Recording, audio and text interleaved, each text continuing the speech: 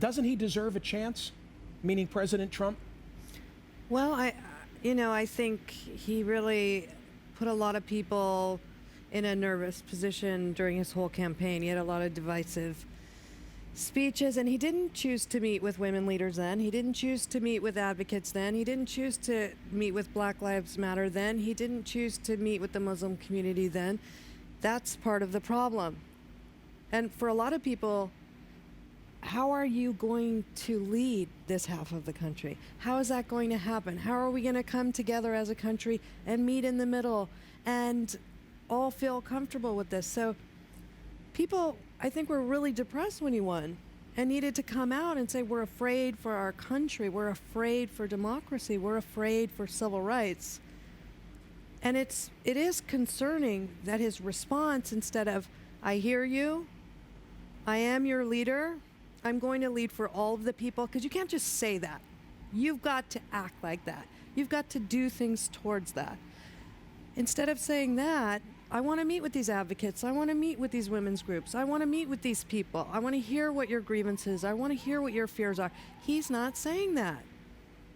We live in our own respective silos. Does it occur to you that perhaps, politically speaking, you play into his hands insofar as you are an A-list Hollywood actor, you won an Oscar, and if you're the face of this type of opposition, and I know, believe me, you were surrounded by many other faces, but the celebrity component kind of cuts both ways. I want to have you here on my program, but he gets to say to Middle America, it's a bunch of Hollywood liberals. Well, I want to tell you something.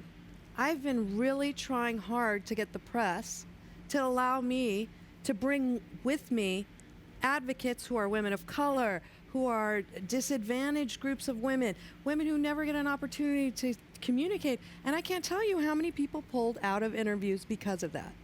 So I'm going to put that on the press, and I'm going to say you guys need to change that, because we do need to hear different women's voices. We need to hear from Native American women who are basically invisible in their own nation. So he can say it's Hollywood, but part of it is that the press only wants to talk to Hollywood. All right, these two are in Hollywood. I met them today and at the march. And I appreciate you bringing them. Okay.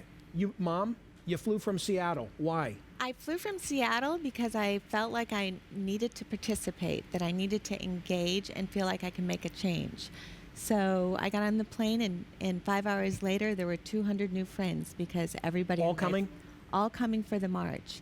So I do feel that there's a collective energy by being here at the march that's very, very, very powerful. Libby, you are first year at Georgetown. A freshman at Georgetown, yes. Okay, why today? Why were you out there? I was why there, the hat? Tell me. I wanted to be there with my mother, who's my hero, and I just felt like I had to do something. I had to take action. My generation, we're the future, and I thought, like, all my friends went there. We were all doing this together, and it was just such a good feeling to be there with everyone and have friends and make friends, and we're all wearing pink hats, and it just felt like a team, and it was great. Patricia, were you blown away by the outpouring? Did you anticipate this?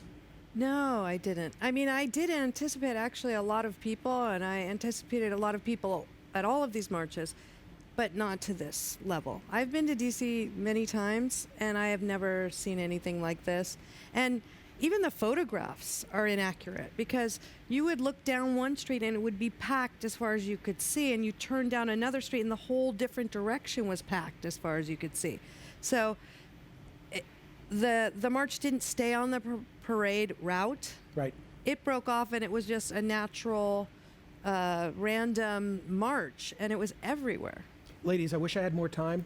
Thank you all for being here. Appreciate it very, very much. Keep tweeting me at Smerconish. In fact, put one up so we can all look at it together at the same time. Let's see what just came in. Smerconish, I appreciate Michael Moore's perspective on getting the electorate more involved, but hasn't he added to the partisanship too? Has he added to the partisanship, Patricia? Do you add to the partisanship? I think everybody who has an opinion probably adds to the partisanship, but again, sometimes I'll fight with members of my family. It doesn't mean I don't love them. It doesn't mean we can't have a conversation. I may have a strong opinion. My brother may have a differing strong opinion. But in a healthy family, you communicate these things with a certain level of respect.